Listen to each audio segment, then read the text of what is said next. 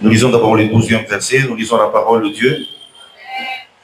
L'ange de l'Éternel lui apparut et lui dit, l'Éternel est avec toi, vaillant héros. Amen. Nous lisons 25-26. Dans la même nuit, l'Éternel dit à Gédéon, prends le jeune taureau de ton père et un second taureau de 7 ans. Renverse l'autel des Baals qui est à ton père et abat les pieux sacrés qui est au-dessus. Tu bâtiras ensuite et tu disposeras sur les hauts de ce rocher un autel à l'Éternel ton Dieu. Tu prendras le second taureau et tu offriras un holocauste avec le bois de l'idole que tu auras abattu. Amen. Reprenons nos places, nous prenons 1 Roi chapitre 13. 1 Roi chapitre 13. Le verset 1er au verset 5. 1 Roi chapitre 13, nous lisons de 1 à 5, nous lisons la parole. Voici un homme de Dieu arriva de Juda à Bethel par la parole de l'Éternel pendant que Jéroboam se tenait à l'autel pour brûler les parfums. Il cria contre l'autel par la parole de l'Éternel et il dit, autel, autel, ainsi parle l'Éternel. Voici, il naîtra un fils à la maison de David. Son nom sera Josias. Il immolera sur toi les prêtres des hauts lieux qui brûlent sur toi des parfums. Et l'on brûlera sur toi des ossements d'hommes. Et le même jour, il donna un signe en disant, c'est ici le signe que l'Éternel a parlé. Le même jour, il donna un signe en disant, c'est ici le signe que l'Éternel a parlé. Voici l'autel se fendra. Voici l'autel se fendra. Et la cendre qui est dessus sera répandue. Lorsque le roi entendit la parole que l'homme de Dieu avait criée contre l'autel de Bethel, il avança la main de dessus l'autel en disant, saisissez-les. Et la main que Jéroboam avait étendue contre lui devint sèche. Et il ne put la ramener en soi. L'autel se fendit et la cendre qui était dessus fut répandue selon les signes qu'avait donné l'homme de Dieu par la parole de l'Éternel. Qu'avait donné l'homme de Dieu par la parole de l'Éternel. Est-ce qu'on peut acclamer pour la parole de Dieu? Ce soir encore, nous devons remercier l'Éternel notre Dieu.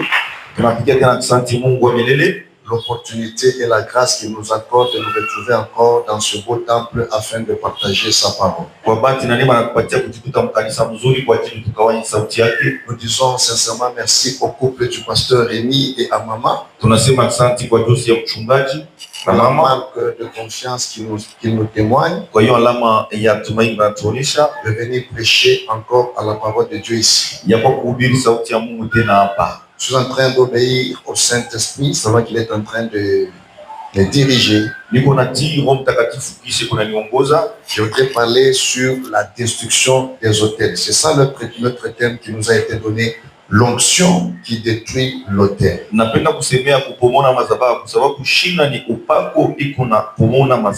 Hier, j'ai commencé à expliquer mon message. J'ai besoin que tu me suives très attentivement et puis après on va prier. Le problème avec nos églises, beaucoup de gens viennent à l'église mais ils ne savent pas pourquoi ils sont là.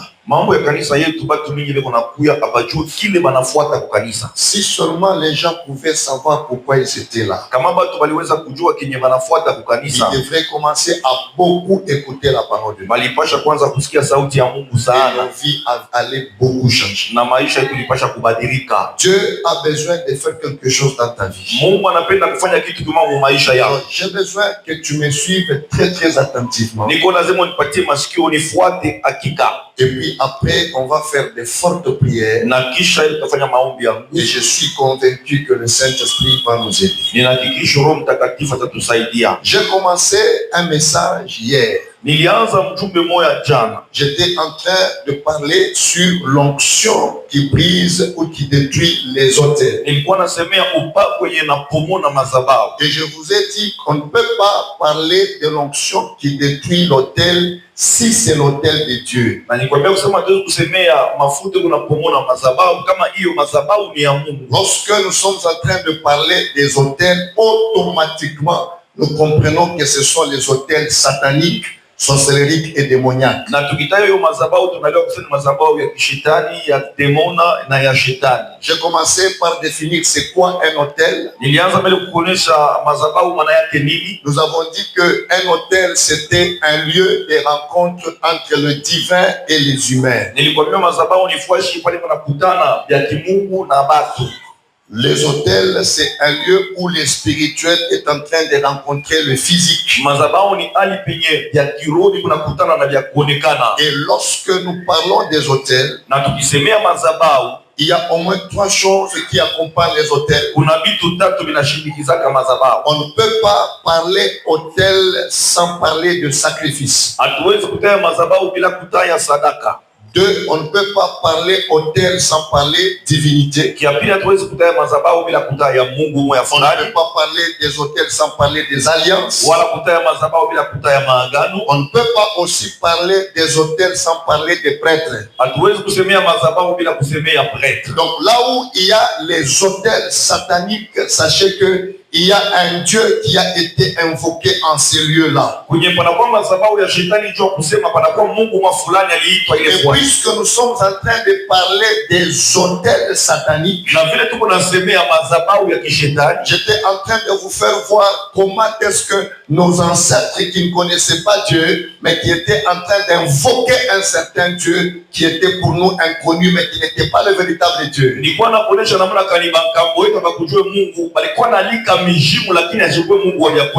puisqu'ils étaient en connexion avec un Dieu, le lieu où ils étaient en train d'invoquer ce Dieu-là, ce lieu s'appelait aussi un autel. C'est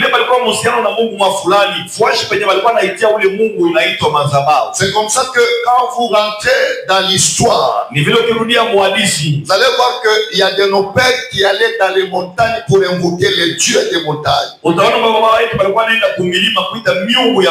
Automatiquement, les montagnes devenaient des autels.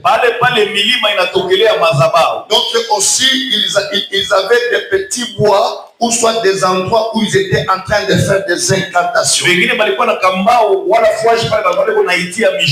D'autres aussi, c'était au devant des rivières. D'autres aussi, c'était au devant des petites maisonnettes. Et dans cette maisonnette, je ne sais pas, il pouvait peut-être y avoir juste une assiette avec la poudre là-dedans.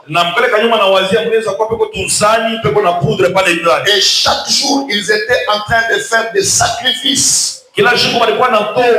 Comment ces sacrifices se faisaient? C'est comme ça que vous allez remarquer dans certaines familles, chaque fin du mois, ou bien chaque fin de l'année, on était en train d'immoler les poules et on prenait le sang de ces poules-là, on versait autour de cette maisonnette. Et ce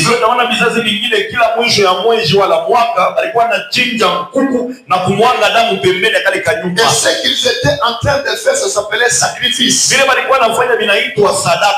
le papa qui était en train de faire ces choses, il était en alliance avec un certain Dieu. Écoutez-moi très bien. La difficulté commence où? C'est ce que j'ai besoin que nous puissions comprendre. Et que tu comprennes l'importance de détruire les autels. Lorsque le papa conclut cette alliance avec ces dieux-là, il bâtit un autel. Il est en train de faire des sacrifices.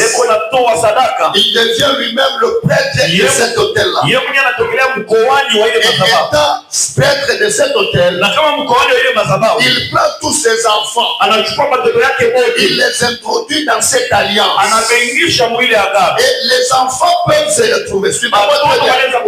Les enfants peuvent se retrouver en train de réussir, en en train de prospérer, en train d'avoir de bons mariages, en train de s'enrichir, mais sans connaître la cause des bonnes choses qui sont en train de leur arriver.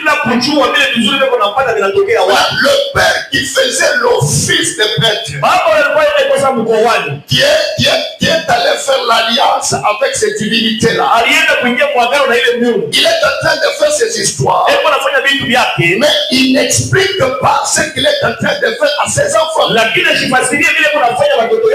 conséquence, c'est quoi? Deux choses arrivent. La première des choses, il peut arriver que ce papa ici croit en Jésus-Christ. Quand il croit en Jésus, il n'a pas eu le temps de détruire les hôtels et de briser ses alliances. Et par conséquent, comme il n'a pas détruit les hôtels, il n'a pas brisé les alliances, il n'a pas arrêté les sacrifices, les hôtels qu'il était en train de bâtir, les hôtels sous lesquels il était en train de partir, ces hôtels-là qui étaient la cause du bonheur, du succès de ses enfants, vont s'élever et il faut commencer à réclamer les vies des enfants. Ça réclame les vies des enfants. Pourquoi? Parce que quand le papa s'est déconnecté, il n'a pas déconnecté ses enfants de cet hôtel-là. Est-ce que vous êtes là? S'il vous plaît, suivez-moi. Je ne veux pas parler dans les exercices. Si vous m'écoutez, vous me donnez vos amens. Si vous m'écoutez, donnez-moi vos amens.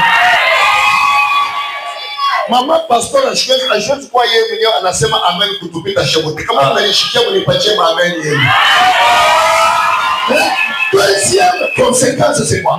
Deuxième conséquence, c'est lorsque le papa, c'est lui qui était le prêtre, c'est lui qui était en train de faire les sacrifices, c'est lui qui gardait l'alliance. Mais les enfants étaient en train de bénéficier de cette alliance de leur père. Ils ne connaissaient pas. Ils ne savaient pas ce que le papa faisait. Ils ne savaient pas cette alliance que le papa avait.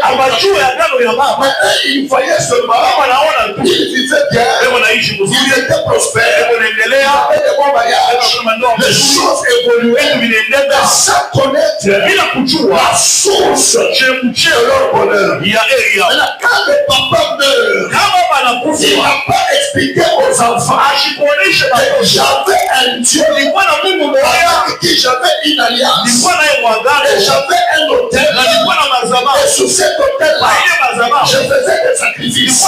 Et ce sont ces sacrifices qui ont fait que vous puissiez avoir le bonheur.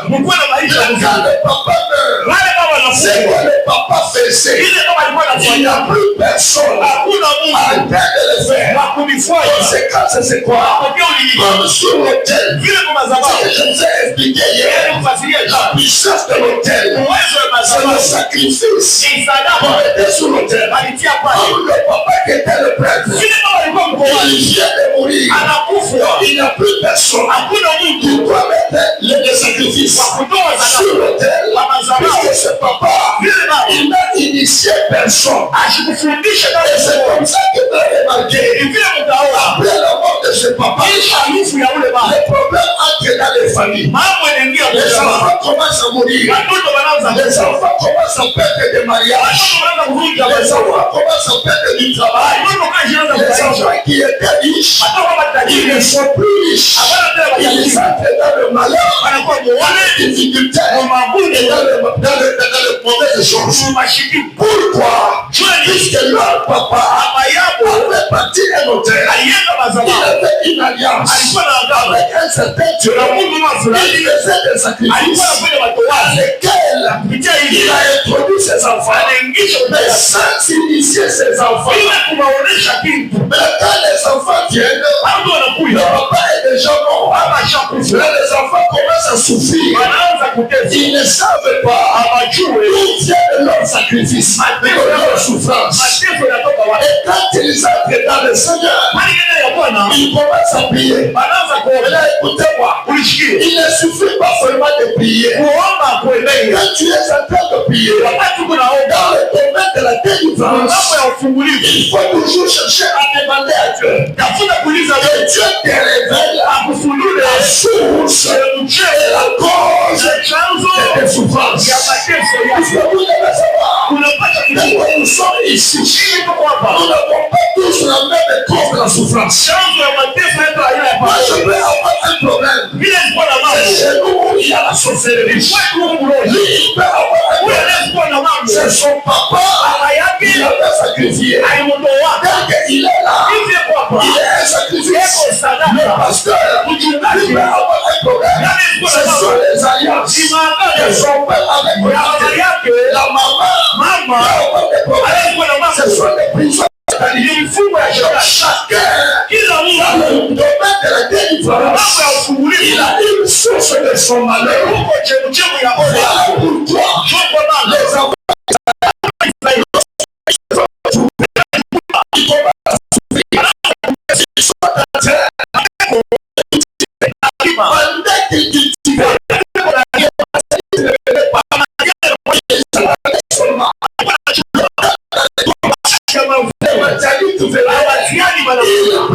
tout ce qu'ils avaient.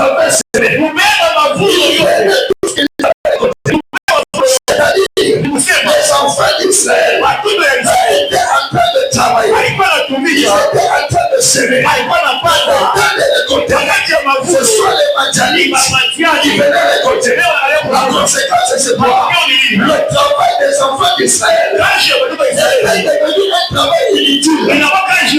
Les chats qui fournissaient beaucoup d'efforts et qui n'avaient pas de résultats. Et quand vous revenez dans la vie de beaucoup de gens, vous allez voir, et c'est ce que beaucoup de gens sont en train de vivre. Il y a beaucoup de gens qui ont fourni beaucoup d'efforts. Wakati ya kufurahi, kama wanatokelea, wakati ya kucheka, kama wanatokelea. Washokoni mama anakomesha watoto yake, anakomea mateso, watoto wanamuke, anahangaika nao, après kuhangaika nao, anafika munivo moya, wale watoto wanaanza kuolewa, wakati watoto wanaolewa, mari n'avait pas l'argent, la maman était en vie, pale Mungu anaweza kubariki watoto, la maman est morte. Vous comprenez? Il y a des puissances qu'on appelle les puissances de Madianites. Ce sont les puissances qui viennent seulement au temps de la récolte. Soyez la puissance. Il y a beaucoup de la foule de ma somme. Après, je me sauve là. Je comprends la cage. Anamuka, anakufa. Ashibeneficia ile cage. Mama ni Amalek anakuya. Wakati wa kuvuna, yala kunyang'anya, anakukatalia. Ni watu wangapi wanatumikaka na watu wengine wanatumika. Ukifika wakati kulipa, unajitunza, wanalipa wengine, wanafika pako, wanakwambia sema problemu inatokelea. Chukua comprendre, uko victime wa Amaleki. Wanipatia amani nimesikia mambo. Mama, wani nimesikia uko brother. Tunafanya kikulima. Unapenda. Na ukikulima yote. Unapata paturi yako. Unapata kimbiaka na makusa. Unapata paturi yako. Unapata kikulima. Anapata kama mambo. Unapata paturi yako. Unapata wengine wote. Wanaanza kujiexcuse. Tu dois comprendre. Kuna puissance moya. Tunakuacha. Ufundile maefo. Nopasa kuvuna. Kuna puissance inatokelea. Inakukatalia kuvuna. maisha yako hauikalake furaha. Il n'y a pas de joie. C'est Amalek qui travaille. C'est ce qui s'est passé avec les enfants d'Israël. Parce que ça nous arrive. Ça nous arrive. Quand vous êtes pasteur, je vais vous révéler un secret. Il faut oublier. Surtout pour les gens qui s'élèvent. Vous commencez à soutenir nos ministères. La puissance d'Amalek fait ceci. Souvent, quand les gens sont pauvres, ils sont bien. Et quand les gens sont pauvres, ils vous reconnaissent. Quand les gens sont pauvres, ils ne connaissent pas vos faiblesses. J'ai découvert dans mes nombres d'années dans le ministère pastoral, c'est que la sorcellerie de nos églises fait. La première chose, on t'a remarqué. Kama mtu analamuka, anaanza kupata makuta, anashika na mawazo ya kusaidia kanisa. C'est comme si on endelea bien. C'est comme si kama tu anakuwa na mawazo ya kusaidia kanisa, trois choses peuvent arriver. Kitu cha kwanza, kazi yake inaweza kuharibika. Kama kazi haribike, anaweza kufa. Kama shikufa, akosana naye, anatoka mkanisa. Puissance ya Amalek, les enfants politiques, nous avons souffert. Wanapanda, wananenepa, wanakuwa makawaida, basasha kuvuna, wanatutombokea. C'est-à-dire, oya wewe urekontea, wengine wanaanza kurekontea. Les autres récoltent à ta place. Je fais grandir, je ne sais pas, 4, 5, 6 filles dans une même famille. Ces filles étaient très fidèles à moi.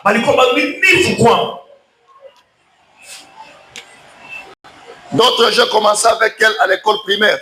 D'autres à l'école secondaire. D'autres à faire l'université. Après l'université, on les a aidés, ils ont eu du travail.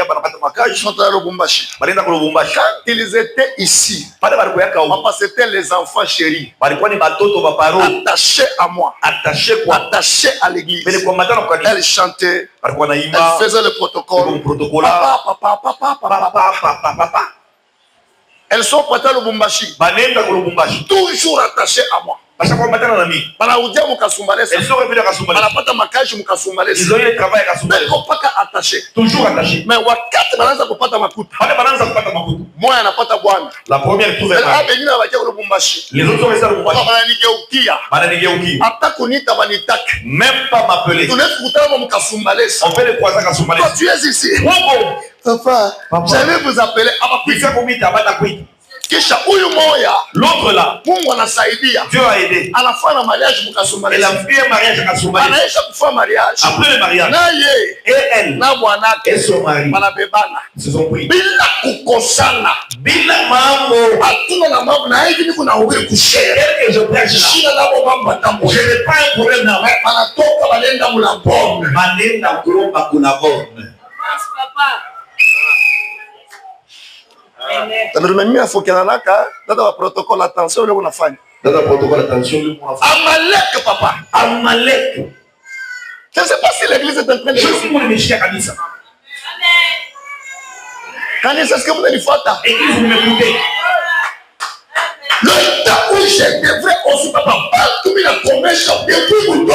Les gens que j'ai fait grandir depuis leur bas âge. Je dis maintenant ici. Là c'est ma hapa. Je peux aussi commencer à récolter les dîmes, les offrandes. Et pas de comme Tchekoumi ça dans la vie. Ils sont pas plus. Balène dans la bombe. Balène dans la bombe. C'est ça papa. Amalek. Amalek. Et là puissance Yamalek, il fait comme une dimension. Il a fait comme une dimension qu'on appelle Gédéon. L'homme qu'on appelle Gédéon. Lorsque Dieu est en train de le regarder, Dieu voit un faillant. Mais là, on descend sur la terre. À cause de Amalek, Gédéon, il était meunier. Donc, comment on a pas donné sur la terre, à chaque fois la combinaison, mais comment quand Dieu le regarde, Dieu est en train de voir un général avec des soldats derrière qui étaient capables de délivrer tout un pays. Regardez, à cause de Yamateso, Gédéon, à la vie de la dimension, Mukate le pain anaenda kuifutika, il va cacher. Pourquoi anafutika mukate? Il va cacher le pain. Tunaogopa, il a peur. Madianite, bashikuye, les vieux Madianite bakikuye, si le venin, il ne va pas seulement au champ, prendre le maïs, mukate yako, même ton père, Madianite était capable, anakufuata, il te suit, akikuye na mukate, anakufuata, kunyang'anya mkate anakuacha bure. Il puissance de Matthieu, c'est une puissance. Il n'intervient pas quand tu fournis les efforts. Il n'intervient pas quand tu travailles. Il n'intervient pas quand tu sèmes. C'est une puissance qui intervient seulement quand tu as travaillé. Tu as semé. La chose se vient pas. Derrière ton terre, Matiana Tokelea. C'est lui qui le prend. Tu restes tel que tu es. C'est-à-dire, ni kusema banarandema effort yako yote inakuwa inutile. On rend tes efforts inutiles. C'est déjà la puissance de la stérilité. Ni uwezo ya budasa. Puisque la stérilité, c'est quoi? C'est une capacité de fournir les efforts, mais qui ne produit pas. La stérilité, c'est un symbole de malédiction. Papa, quand quelque chose est maudit, il y a deux choses. La première des choses, la chose est sèche. Si vous trouvez quelqu'un, tout ce qu'il fait est sèche. Même ton corps, tu sens comment est-ce qu'il a kauka. J'ai vu une soeur à l'église. J'ai pu prendre les machines. Excusez-moi. On est samé. Elle avait la forme comme une rwandaise. Très belle. Une femme elle ne fait que des gars. Elle ne fait que des gars. Je l'ai appelé. Est-ce que tu es malade? Elle me dit je ne suis pas malade. Je suis malade. Le Saint-Esprit m'a dit elle ne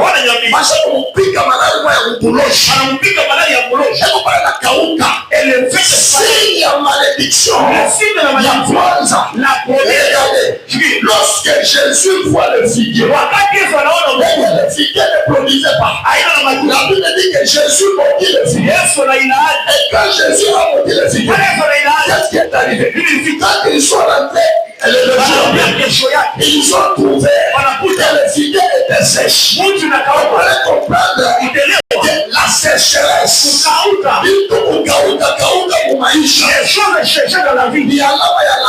C'est un signe de malédiction.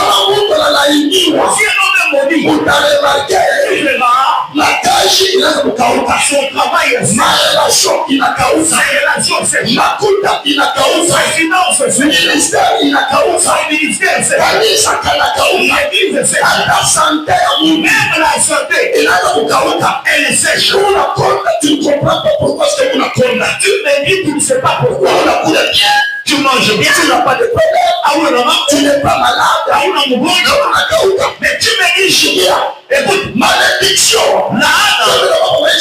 Sur la vie de quelqu'un. Tu peux mettre la poudre. Tu mets dans le fond. À la fonte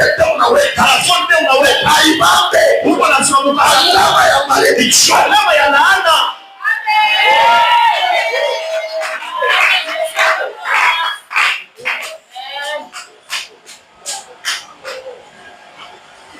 Mais ce qui arrive chez les Madianites, chez Gédéon, Madian vient pas à n'importe quel moment.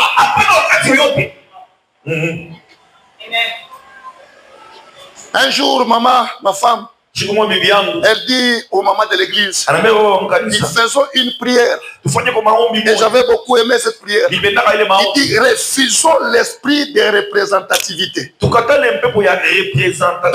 esprit qui fait que dans les bons événements, que tu sois absent, mais que tu sois représenté. En puissance, il y a Madian. Ça travaille comme ça. Mais chez vous, le moment où on a pas de diplôme, il n'y a pas de diplôme. On peut paralyser mon guide. On peut paralyser un peu. On a obligé tout le monde. On a tout le monde. Et Akashima, mais parfois chia. Akashima, mais fois chia. Voilà ce que les Madianites sont capables de faire. À la fin. Je disais que le deuxième style de la malédiction, c'était la stérilité. Il dit quoi pour ça? Le manque de mettre au monde. Quand je n'ai pas de stérilité, je ne vois pas seulement une femme qui ne met pas au monde. Il y a des gens qui ont des ministères stériles.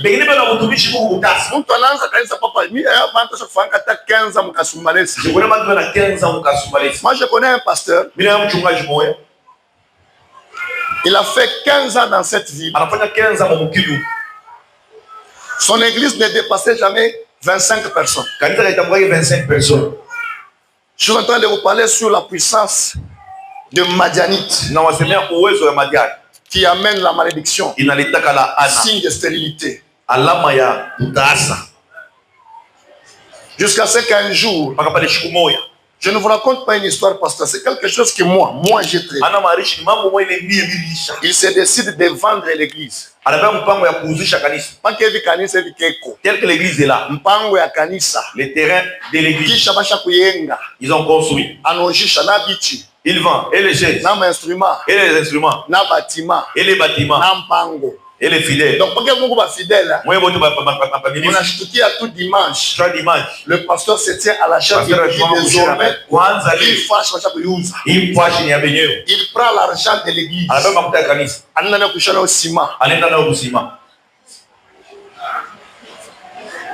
Je lui pose la question, pasteur, quelle est ton idée? Il dit, Bibian, ma femme m'a donné un terrain.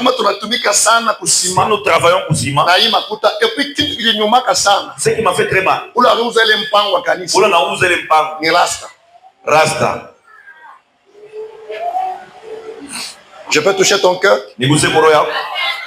Quand je parle comme ça, commence à vérifier ta vie. Ouais, je ne veux pas.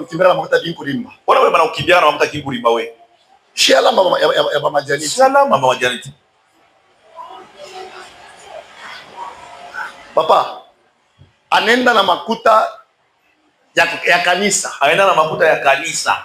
Musima. Kuweka kusima. Anadia trouver sima abayuzi. Il se retrouve sima abayuzi. Anakuwa obligé ya kukimbia mkasumbalesi. Il a été obligé de fuir Kasumbalesi. Anenda ku Kolwezi. Il est allé à Kolwezi. Arrivé à Kolwezi. Anafika Kolwezi. Ça n'a pas tenu. Abibambe. Pendant que je vous parle. Hapa unakubiri hapa. Il est à Lubumbashi. Pose-moi la question où? Kukashamata. Il est côté à Matuburi à Kashamata. Il est là-bas. Vous savez pourquoi? Parce que c'est que j'enseigne. Il y a beaucoup de pasteurs à un certain moment qui me disent, Pasteur David, c'est Pasteur David. Maman ma délivrance.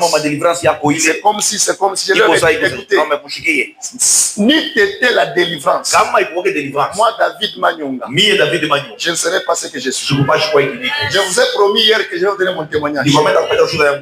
Posez la question à Joab, il est mon fils. C'est la personne que Dieu a utilisée pour ma délivrance. Voilà pourquoi dans la vie, il faut être humble. L'humilité consiste à écouter aussi même un petit bébé. J'avais une loi dans ma vie, pasteur.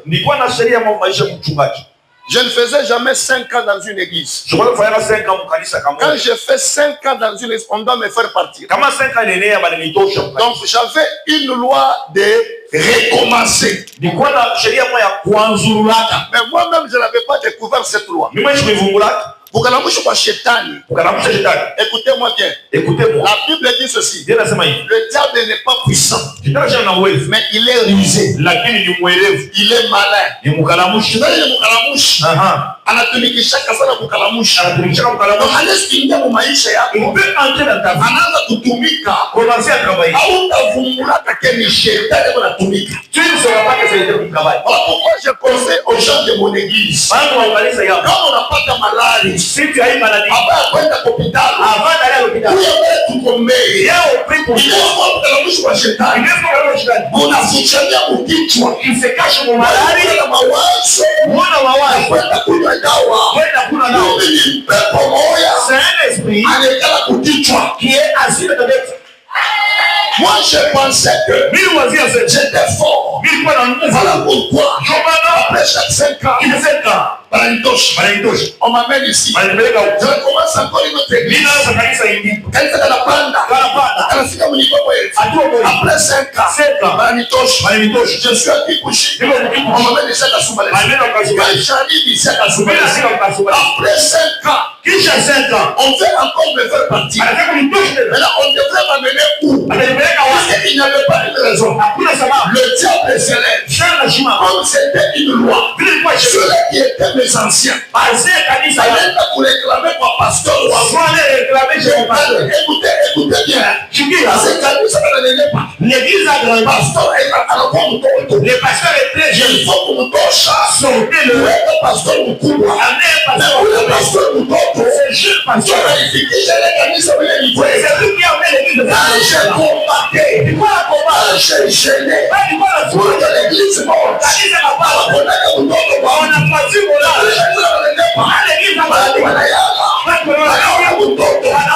esprit d'Amalek. Esprit Amalek. C'est mon moutoche. Curieusement, écoutez, si quelque chose est vous connaît pour maïcha pour papa, si tu ne pries pas, connaissance yako, ta connaissance est à te délivrer à moi. Et te délivrera jamais. Mon pasteur vient, il me sort. Quand il me sort, Joab vient. Il me dit, papa, vous ne vous rendez pas compte que dans votre vie, il y a une loi. Qu'est-ce que tu veux dire? Attention. Je suis ton père. Papa, je m'excuse. Je ne parle pas en mal. Regardez. À Kipushi. Après 5 ans, on voulait bâtir. On est sommes allés là-bas. 5 ans après, on vous a fait sortir. Regardez encore ici.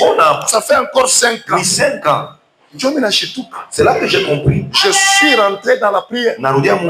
J'ai commencé à prier. Moi qui vous parle aujourd'hui, je ne croyais jamais au combat spirituel. Mais la réalité à Maïcha Yang, la réalité de ma vie, papa, il a fallu que je sois expert mon combat spirituel. Avec moi expert en combat spirituel. Pasteur. Ouais. Un homme de prière. Et puis, vivant dans la sainteté.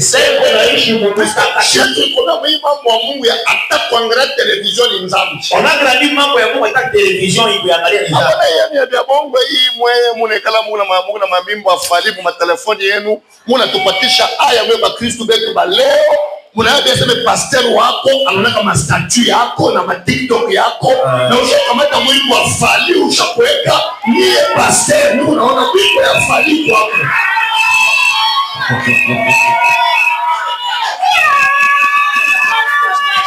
Kama unapanga kanisa cheza ucheze. Kanisa uchezapo. Mimi ya kanisa haujui. Ya kanisa haujui afali yote. Na afali yote sasa yushakuinua. Na hii ndio ushakuinua. Pourquoi vous ne voulez pas nous respecter? Je n'appelle J'ai dit aux chrétiens de mon église, vous savez bien, je contrôle l'église à tous les niveaux, même au niveau de TikTok.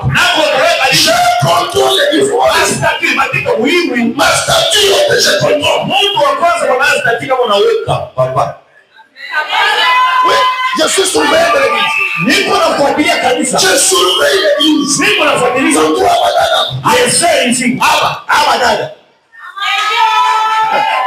Et puis comment vous faites attention?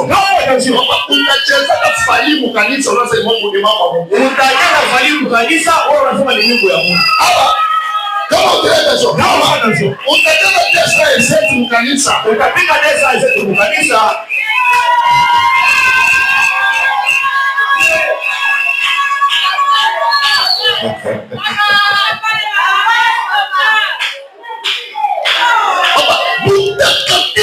La sainteté, maombi, la prière, l'onction sur le 10 ans de ministère. 10 ans de ministère. Mon église ne dépassait jamais 100 personnes. Kanisa iwaje mtavuka 100 personnes.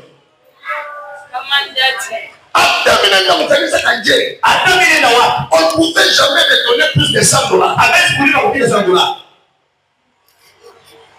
Munyumba ya Mungu kule Mungu anaweza kuingia. Munyumba kule mwingine kumtumisha anaweza kuingia. Anatoka na makaseti. Anatoka na radio cassette. Na machine musicale. Chaîne musicale. Na mimi nitaingia hapo. Mimi niende huko. Bali pachapa kama majiba. Bali pa chai ya majiba. Na mikate. Kuna isha na toa mimi c'est tout. C'est mon histoire. Ni riche ya mshahara c'est pas. On a ministère ya nguvu. C'est un grand ministère. Il y a un sang. Vous ne voyez pas ça de dire. Papa ni kaloja mu maombi na prier. J'ai demandé à Dieu. Il y a un maombi Mungu ya mafasana. Il y a une prière importante. Mon domaine de délivrance. Mungu. J'ai dit Dieu. Qu'est-ce qui ne va pas? Mais il y a un Dieu. Et quand j'ai commencé à prier. Regardez. Alaï. Pasteur. Mchungaji 10 ans. 10 ans. Bibi yangu le mimi ndoa. Ma femme que j'ai épousée. Aya analaka mnyumba yetu. Aya analaka kwetu. Watoto yangu mimi. Mes enfants moi. Baba analaka mnyumba. Moi j'avais passé la journée dans l'autre. Mais je me vois niko kwetu. Chez nous. Na mie et moi. Na bibi yangu et ma femme. Na watoto yangu et mes enfants. Na kanisa et mon église. Tuko kampishi kale de mettre ma château. Les gens de cette famille connaissent. Parce que j'ai quand même manajua. Tu vas changer. Là où je vivais. Dans 3 mètres carrés. 3 mètres carrés. Na mie na watoto na bibi. Enfants na kanisa Mungu. Nasikia sauti mtu ananiambia nasema quelqu'un me dit oui kama ya hivi. Dans une telle maison, tu vas réunir combien de personnes? Utaingisha watu ngapi? Ndani ya kwa mlango. Mtu mmoja. Il y a quelqu'un kuna msimbo. Avec un feu surveiller mlango. Na bie et moi. Na mbele ndani. Et c'est que le tushitoke. Ne sorte. Tote na katika. Le rêve ça les. Je me réveille. Le Saint-Esprit me dit. Loge kwa moi je m'appelle Boucher pour la nawe. Brahma nawe. La ministère ya huduma yako. Wewe uko prison. Wewe uko prison. Comment tu y as été dans ma vie? Papa dit shimama. Je commence. Chaque mois. Je vais le 5 jours. 5 jours. Je ne mange pas. Je prie au moins 6 heures de prière. 6 heures chaque jour. 2 heures la journée. 2 heures le soir. 2 heures la nuit. Nous la condamnons. Nous la touchons.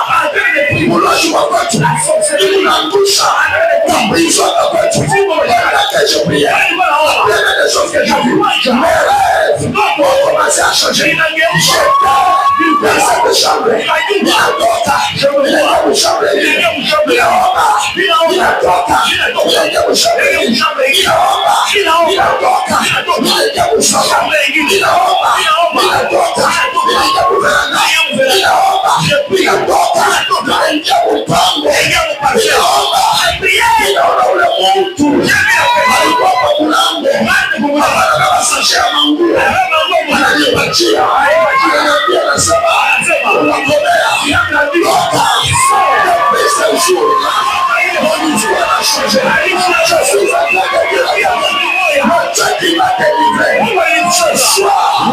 Il est là aussi. Il a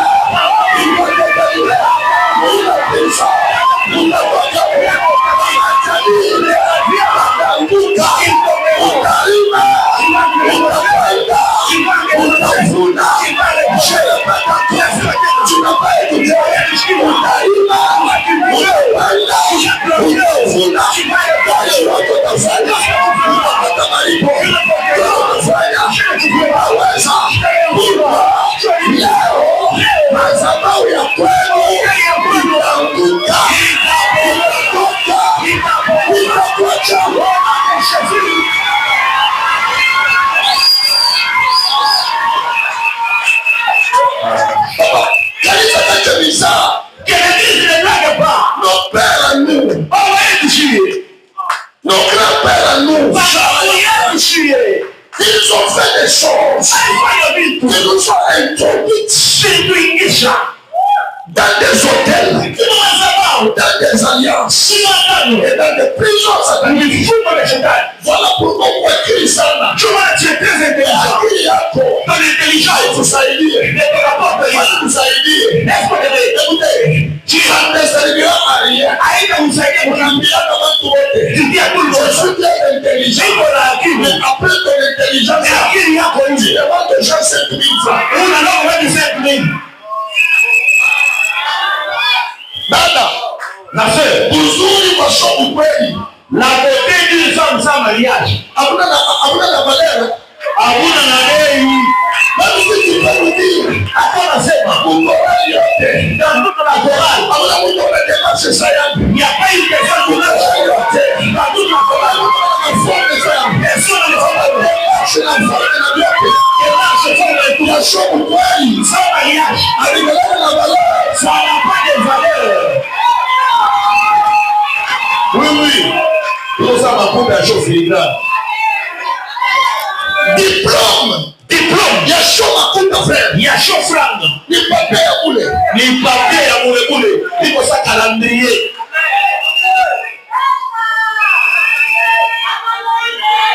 Comment les gens dans nos églises jouent avec la prière? J'ai prié pendant toute une année, pasteur, toute une année. Yes, papa. J'ai jeûné une fois chaque mois. 2011. Avec la puissance et délivrance. Après que je ne sois délivré. Je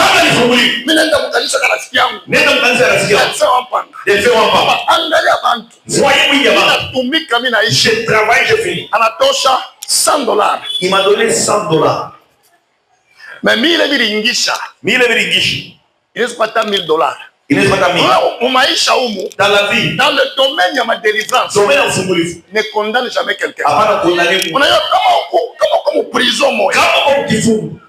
On est que nyumba huyu mama. On est que nyumba mama huyu. Hauna na manguo. Tu n'as pas de vêtements. Na kaburia pengine manguo. Anakaburia watu wengine. Mais wewe shikonaka. Wewe ashikona shikumachi. Haina roho mbaya. Ana roho mbaya. Ni prison mule wiko. Wewe ndio ushakufungwa. Abakonake. Tu es invisible.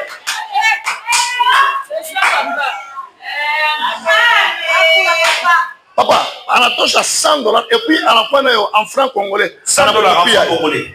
Mina ile récupérer. Na mabie atakwa à l'époque. Na bie atakwa zamani. Dieu te bénisse. Mungu akubariki. Mais pale mimi naingia mu maombi. Mimi naomba. Je prie. Mimi naona vile délivrance ya kwanza inaanza kwa mandoto. Ufungulizi ya kwanza ni mandoto ya. Ça c'est l'expérience que moi j'ai avec Dieu. L'expérience ya moi. Pale mimi natoka mule nyumba ya bazazi yangu. Nyumba ya bazazi. Vous savez, vous avez des parents qui ont travaillé comme à Sodi, comme à Miba, comme à SNCC, comme à Jikami. Vous avez un problème sérieux des hôtels. Pourquoi? Puisque vos parents, tu as pu maintenir mon cage. Par bâtira comme un hôtel moya, banakamata ma chance yenu, banaitoa. Na pas ma sadaka kwa ile hôtel. Amen.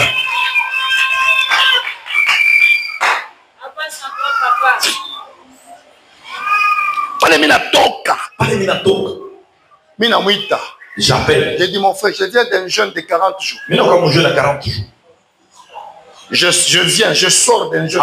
J'ai besoin d'un repos. Il me dit viens. Je prends mon transport. Ça m'a dit, il y a quoi bien? Je crois 2008, 2009. Non, 2011. 2011, 2012 presque. Oui, non, 2012. Non, 2011 au mois d'août. Au mois de septembre. J'arrive à Kolwezi. Mais il y a $100. Mais il y a mon repos. Il y a puissance et délivrance. Minenda mon repos. Minafika mercredi. Nalala jeudi. Tuenda kukanisa. Ashini présenter. Il me présente pas. Vendredi. Ashini présenter. Il me présente pas. Samedi. Le samedi. Dans la maison, la nuit. Il me dit demain. Il me dit que jour. Tu vas saluer l'église. Et puis il ndaka pas choix tant coach moi. Il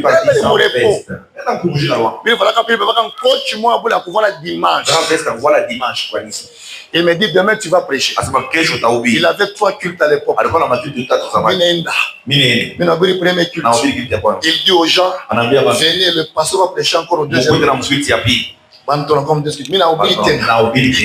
prêcher au troisième. Je prêche au troisième. Il dit demain il va encore prêcher. On a créé culte lundi. Il va encore prêcher. Mais comme je suis en prison. Papa, je mercredi. J'arrive le mercredi. Je suis coach. Je suis jeudi. Je suis coach. Je suis mercredi. Vendredi.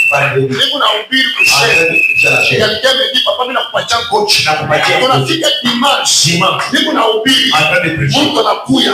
Anatosha bilaba. Anaweka pashe. Anatosha ngozi. Anaweka pashe. Anatosha kravati. Anaweka pashe. Et puis mwisho anasema na chemise. Na pantalon. Niko na leta. Milenda kurepo. Milenda kumoji. Milenda plus de $500. Na plus de 500. Na ma veste de serre. Na ma chemise. Na ma chemise. La puissance de la délivrance.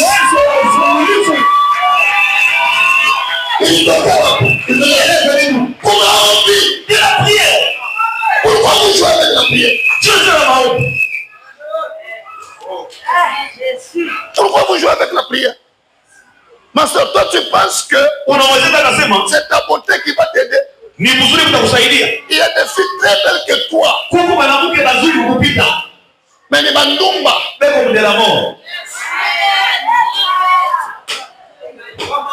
Mon frère, j'étais aussi comme toi. Je me disais, comme je prie, j'ai étudié, je suis beau. Aucune fille ne peut pas me laisser. Mais quand j'ai commencé à chercher les femmes, ma puissance et la famille, moi je disais, je ne peux pas prier pour le mariage. Ce ne sont pas seulement les sœurs, même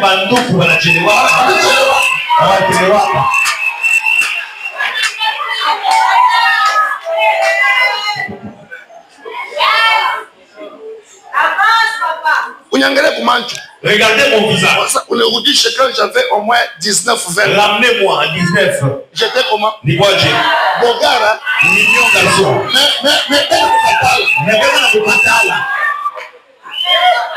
Image-moi ile nishisawa kwa maisha yangu. Ni dada mimi namfuata juu ya kumoa. Et puis bele nikataka niko pasteur.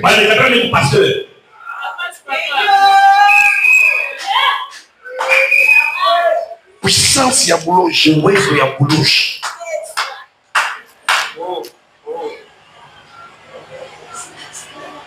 C'est ma soeur. Je vais parler avec toi. Ils sont là, on a ouais. Maman Pareil. Ananza mpi. Mimi bakia mnaanza kurese Mungu bila kwa nini? Bila kwa nini? Anaona nini? Quand j'entre en prière, Mungu asema, Dieu dit, on a déjà fait de toi un prisonnier de la famille. Donc tu travailles pour nourrir la famille. Alors pour les mtu sasa kufunga, enasema hivi, kama anaoa atatusabwa. Voilà pourquoi ne t'appelle jamais Joseph de la famille. Les esclaves. Les tout moi.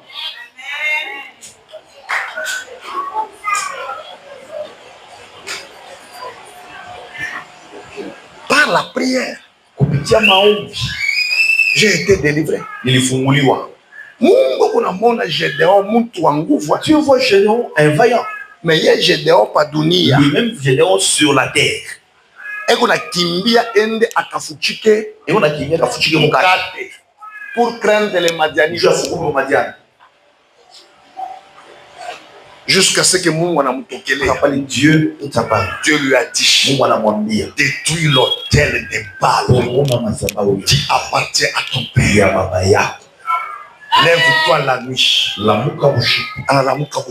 Il se lève la nuit. Hakuna maombi ya nguvu ya combat spirituel za maombi.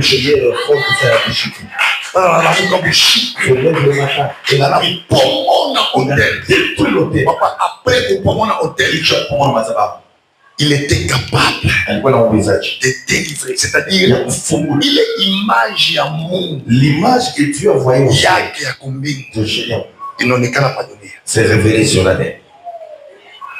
Kama Mungu anakuona huko mtu mwenene sana. Tu es grand. Mais buloji kwa kwenu. Mais la sorcellerie tu vois. Tumsha kufunga. Na wewe mwenyewe mmandoto yako dans tes rêves. Unaona kama mtu mwenene. Tu te vois une personne de mawazo yako. Dans tes pensées. Tu sens que tu es grand. Uko mtu mwenene. Mais il est grandeur. Mais pour le mtu mwenene haionekana. Auone. À cause kwa ajili ya mamvita ya familia na mahoteli ile bazazi. J'ai croisé un papa qui pour j'étais là en prie. Pour le papa angalia. Faut pas regarder. Alikuwa chauffeur simple kujekabini. Alikuwa chauffeur kujekabini. Mais anaenda kufanya dawa. Anabamba dawa. Juu mtu mwingine ashikabulake bus yake. Mtu mwingine atabulula bus yake. Ule papa kama nenda murepo. Kama nenda murepo, papa bus inakufa. Bus inaharibika.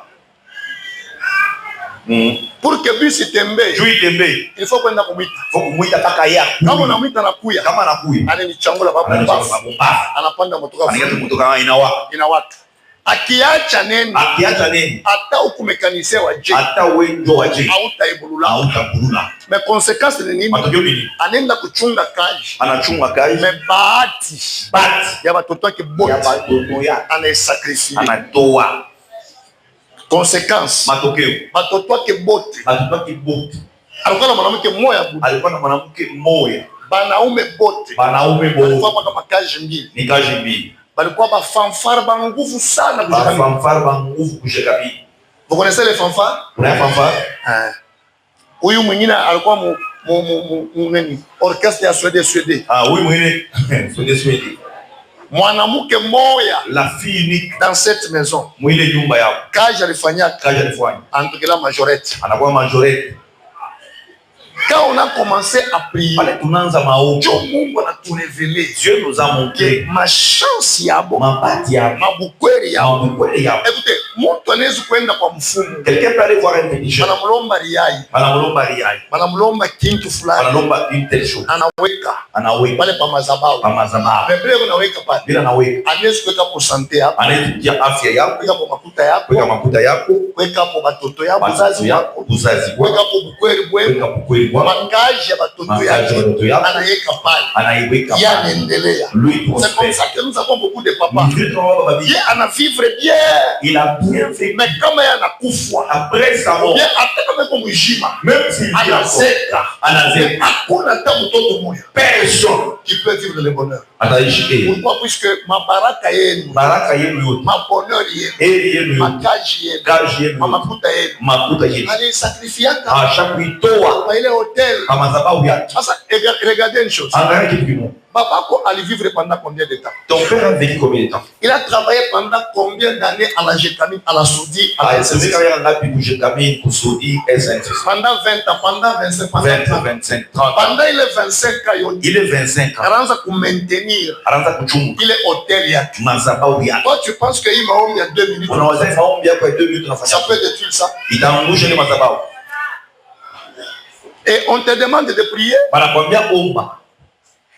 Unaangalia mtoto, unaangalia telefone, unaangalia telefone, unakunywa mai. J'avais la connaissance. J'ai prié. Mais comme je ne savais pas que j'avais un combat. Ma prière n'a rien apporté. Voilà pourquoi mon domaine, je vous ai dit que mon domaine, il y a combat spirituel. Il faut vous il faut d'abord découvrir de chez vous vient d'où. Voilà pourquoi il faut kuambia mambo ya mwisho. Je vais continuer demain. Hakuna mvita mubaya sama mvita ya kizazi. Il n'y a pas un mauvais combat, c'est un vita. Je vais vous expliquer ça demain. Et on va prier. Hapa minapenda mbele. Ulisabu mbele. Oublie-toi. Fanya mbele maombi moya. Fais une prière. Ufike mon niveau na sauti kukachike. Ufike mon dimension sauti funge. Le verset qu'on a lu de 1 Roi chapitre 13. C'est le 1 Roi 13. Le prophète qui est venu. La Bible dit qu'il a crié contre l'autel. L'autel s'est brisé. Et ceux qui étaient sous l'autel. Il a toqué. Donc si tu ne cries pas, l'autel de ta famille ne se détruira jamais.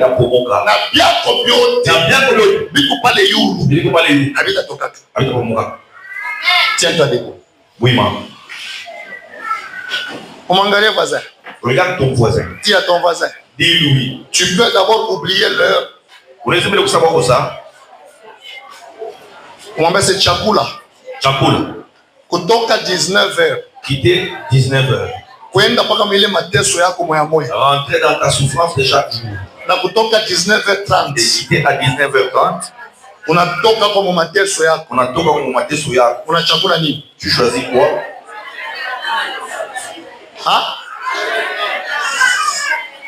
Kufanya kuna bantu kwa makanisa. Mama, quand on veut prier, on a mtu ashipende kutoka Yesu.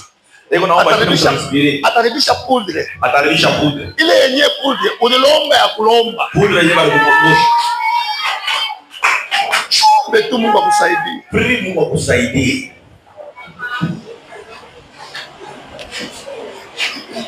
Pika mifinika macho. Funga macho. On peut m'aider? Vous chantez bien, hein? Munaimba bien. Mais sans moi, munaimba, sans moi, munakata, moi, munaomba. Un moment vous chantez, un moment vous aussi, vous avez besoin de la délivrance. Ok? Fini comme un jour. Ferme tes yeux. Sois concentré. J'ai besoin de prier avec les gens au moins pendant 15 minutes. Pendant 15 minutes.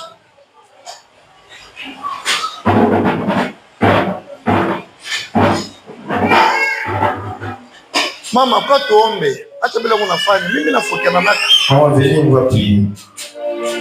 Hakuna kitu kinaniteswa kama mimi kuna mtu kuna teso na nakawia kanisa. Fini kama nchi. Ferme tes yeux. Fika mikono lalamika. Fika mikono lalamika. Sema Yahweh, Yahweh. Magharibi ya leo. Madhabahu yote. Ile mazazi yangu. Walifanyaka. Leo. Inaanza kuteswa. Wale madhabahu. Ya kizazi. Ya familia. Walifungia maisha yangu. Walipiga mikono. Wale madhabahu. Pamoka.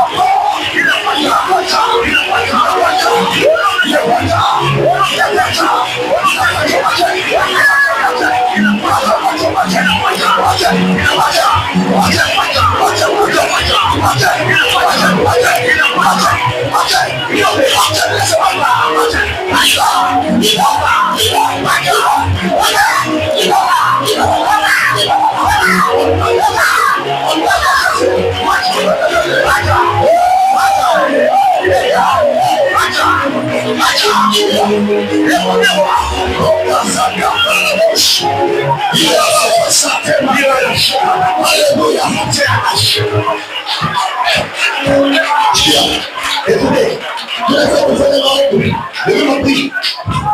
Pour Masakata. Kenanas. Rebaba Shende. Fataya de Pieras. Arababo Shagadas. La Dirabada Shende. Nous voulons allumer le feu. Il peut voir les mazabas. Puissance et délivrance. Maman, vous avez combien d'enfants? 5 enfants. Votre troisième enfant est où? Il est à Kipouche. Il fait quoi à Kipouche? Il faut beaucoup prier pour cet enfant-là. Mais là, on a un que moi, on a fait de l'autre. Nashkia, on m'a mis ça. Mais là, on a malade, moi, on a moulé. Alors, on a fait tout. On a un groupe. On t'appelle, on te dit que ton enfant est mort. Prie beaucoup pour cet enfant-là. Puisque on est mon tour. Et on a nyota ya nguvu sana. Na mimi nataka kusaidia kwa maisha. Piga mikono sema Yahweh. C'est juste le protocole, aidez-moi à faire mon travail. Quand je prie pour les gens, prends une position telle que pour protéger qui tu vas me laisser à bien faire le travail. Mais chaque fois, la case de délivrance, c'est ça. J'ai plus de 12 ans, de 15 ans dans le domaine de la délivrance.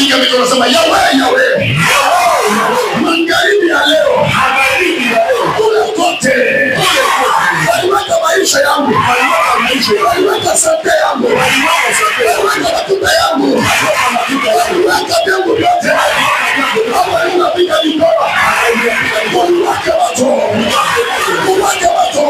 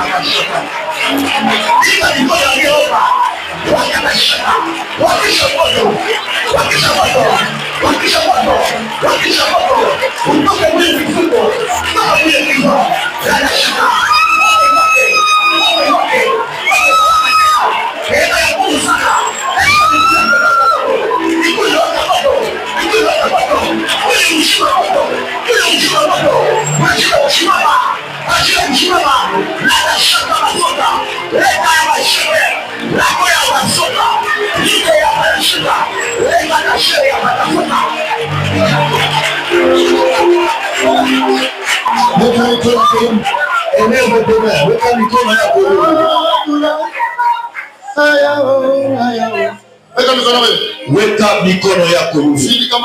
Ferme tes yeux. Sois concentré. Weka akili yako fashi.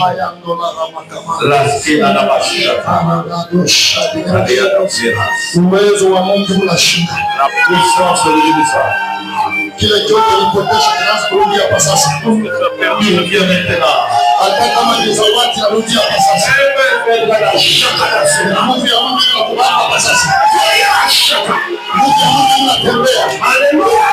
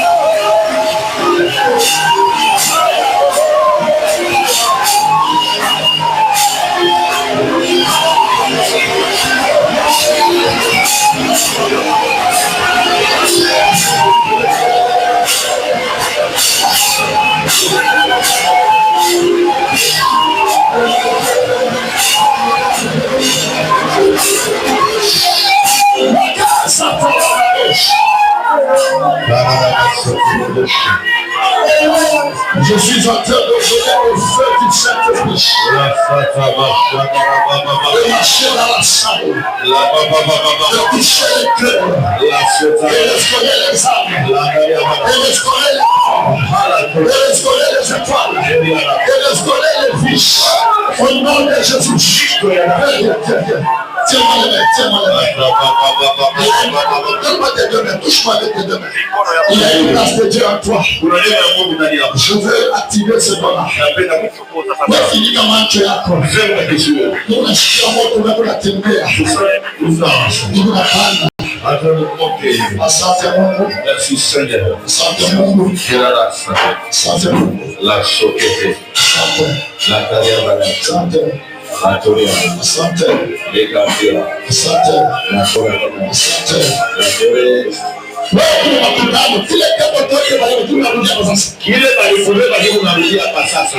Tunasikia watu wanasema katika lugha. Il y a des gens qui parlent la langue. Je sens les gens qui commencent à crier dans la salle. Nasikia watu kuna nini wambanisa. Il y a même des gens qui vont commencer à tomber sans être touchés. Wengine wako na muda wao kidogo. Je ne vais pas seulement les claquer, mais je vais pas la matrice. Sika kuna vile kuna bana de.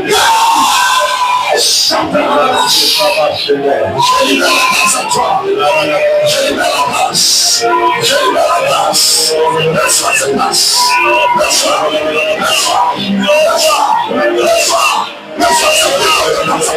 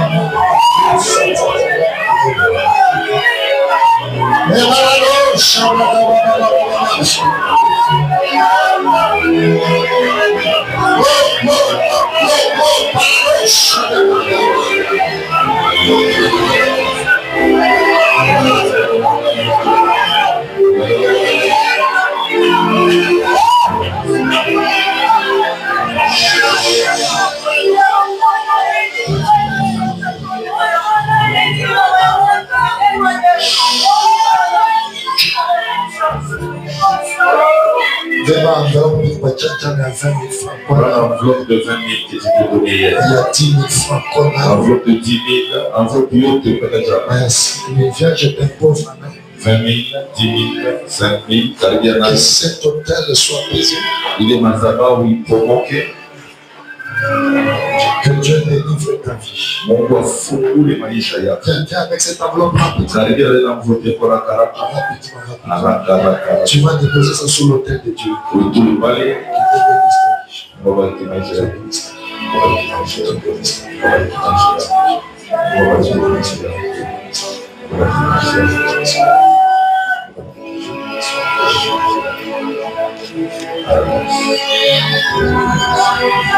Donnez-moi quelques enveloppes, s'il vous plaît. J'ai besoin que nous puissions faire des offrandes pour nos familles.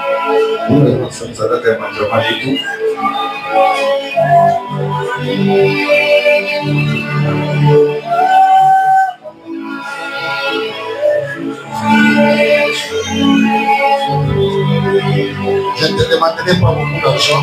Tu vas faire une offrande. Je cherche 5 personnes. Tu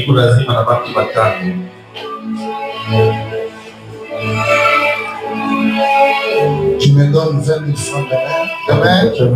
Demain, venez en famille. Appelle tous les gens de ta famille. Je vais parler sous la puissance familiale. Et on va décrire les malédictions familiales. Je cherche, maman, viens, pour ton enfant. On va chercher offrande de 20 000 francs. 20 000, viens. 20 000 francs, venez rapidement. 20 000, viens. 20 000. Oui, tiens. Tu avais pris? Hier, dépose ici. Grâce au temps.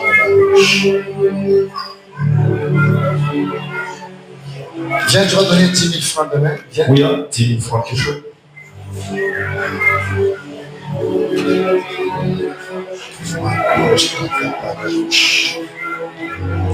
Maman, est-ce que vous êtes soir dans ma douleur?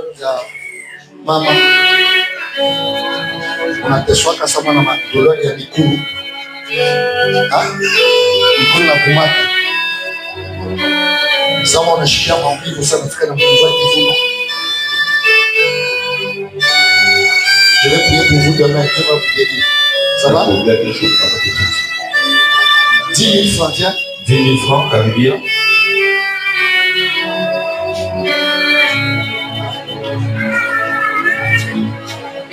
Donc tu vas donner 5 000 francs aussi demain, viens. 5 000, oui, Caribia 5 000. Et chauffe un mouvement dans mon famille à propos de Balé. Viens.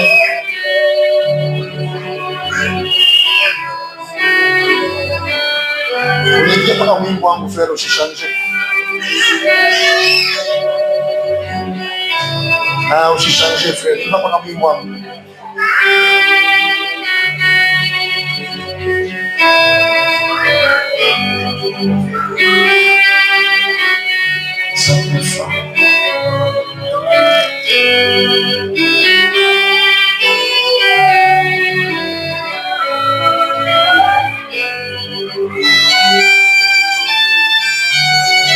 Est-ce qu'on peut acclamer le Seigneur pendant que nous devons faire sa grâce?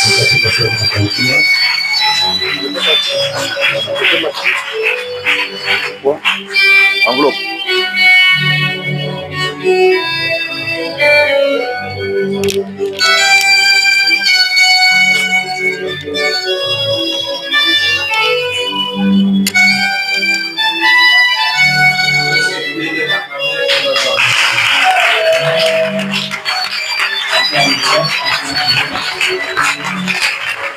Ah, micro, hein.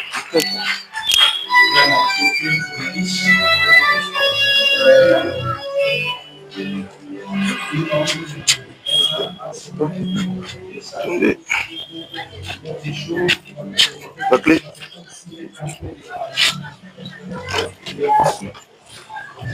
Tiens d'abord ça. Micro, oui, ouais.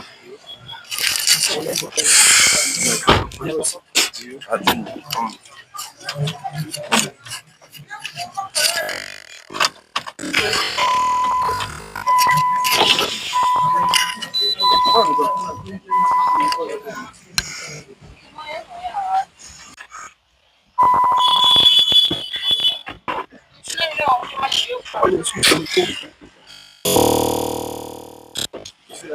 Tiens.